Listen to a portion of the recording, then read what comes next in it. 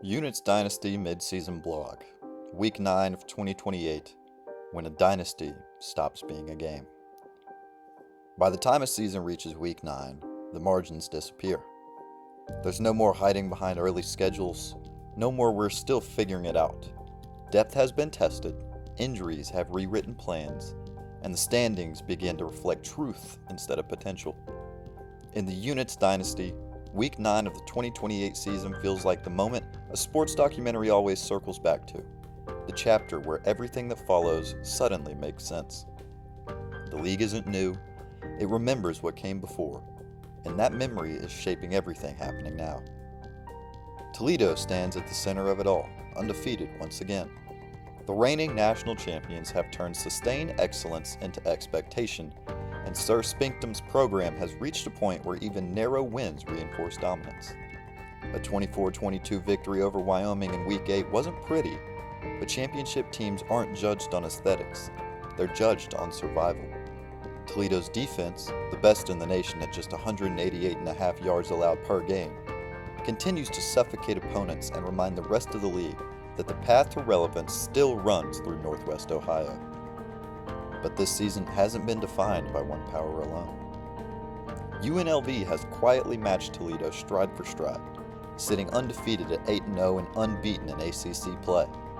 While Toledo carries the weight of legacy and expectation, UNLV operates with calm precision. There's no noise, no panic, just results. As the calendar flips toward November, it's becoming harder to ignore the sense that the league is being pulled toward a collision that feels inevitable rather than hypothetical. And then there is James Madison. In their first season in the Unit's Dynasty, JMU hasn't eased its way into relevance, it has seized it. 8 games, 8 wins. No inherited rivalries, no past scars, just production.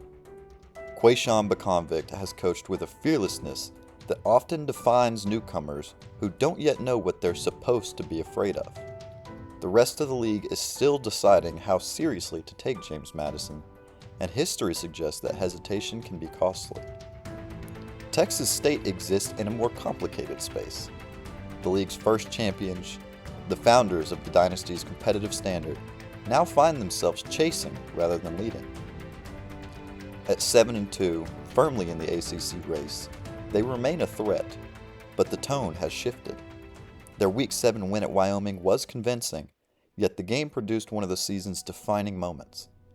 When Wyoming quarterback George McIntyre went down mid-game, it didn't just change that night. It altered Wyoming's trajectory and reshaped the conference race. For Texas State, the win kept them alive. For Wyoming, it forced a season into survival mode. Ball State continues to win quietly, sitting at 6-1 and undefeated in Big 12 play. Bugs teams have long thrived in this space, competitive, efficient, and rarely loud. As one of the league's commissioners, Ball State occupies a unique position of authority and mystery, especially as the league's cultural undercurrent grows stronger. Whether they are aligned with the emerging Union, opposed to it, or simply unaffected by it remains an open question. Liberty has emerged as the league's most intriguing dark horse. At 8-1 and undefeated in conference play, Shardavius White's program has moved from curiosity to legitimate threat.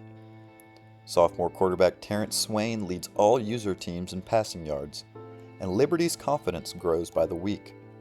They don't feel like a team waiting their turn. They feel like a team preparing to take something. Elsewhere, the season has delivered moments that feel ripped straight from a documentary script. Navy, burdened by what many consider to be the weakest roster in the dynasty due to years of poor recruiting, walked into UConn in Week 7 and left with a 28-14 upset. It wasn't flashy, it was fundamental. Rivalries don't care about depth charts, and that game reinforced an old truth. Preparation still beats perception. Coastal Carolina, once a national title participant, finds itself navigating a quieter season, but not an irrelevant one.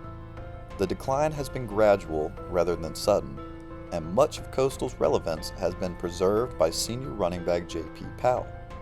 His production has been extraordinary, keeping Coastal ranked and placing him as the only user-controlled player currently in the Heisman conversation. Sometimes Dynasty fades not with collapse, but with one star refusing to let go. Temple has found its offensive identity through Jules Goff, who leads the nation in rushing yards, while USF has found itself on the opposite end of the spectrum. At 2-6 and winless in conference play, USF's season has become the league's starkest warning. Multiple shutouts and mounting interceptions have turned Saturdays into endurance tests. This is unfamiliar territory even for a program accustomed to rebuilding, and the weight of it shows. Hovering over everything is the Union. What started as a joke, an idea championed by Hawaii's Ladir Juar, has quietly become part of the league's culture. No official changes have been made, no power has shifted on paper, and yet most of the dynasty openly supports it, while the commissioners hold the structure in place. The tension is subtle, but persistent. In every great sports documentary, there's a moment when humor gives way to consequence. Units may be approaching that moment. Week 9 also delivers a matchup that perfectly captures this season's themes. In the Big 12, number 24 Coastal Carolina travels to number 14 Ball State in a game that feels larger than its ranking. For Ball State, it's about control, maintaining position in the conference race and reinforcing legitimacy. For Coastal, it's about relevance, proving that their program is still capable of shaping outcomes rather than reacting to them. J.P. Powell stands at the center of that question, while Ball State looks to impose the quiet efficiency that has defined their rise. This is the kind of game that doesn't just affect standings, it defines perception. And the schedule offers no relief beyond that. Week 10 looms with matchups that feel like stress tests for the entire dynasty. Number 6 UNLV heads to UTSA, where the undefeated ACC contender faces a road environment that invites complacency at its own risk.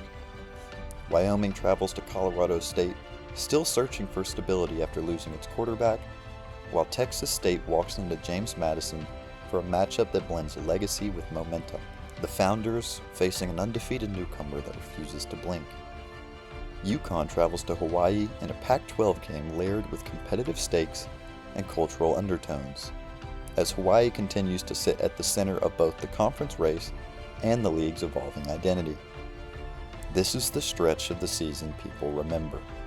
These are the weeks referenced in December, the moments replayed when playoff selections are debated and legacies are judged. The standings tell one story, the momentum tells another, and somewhere between the two is where the 2028 Units dynasty will ultimately be decided. The game hasn't changed, but the league has, and from here on out, every Saturday matters a little more.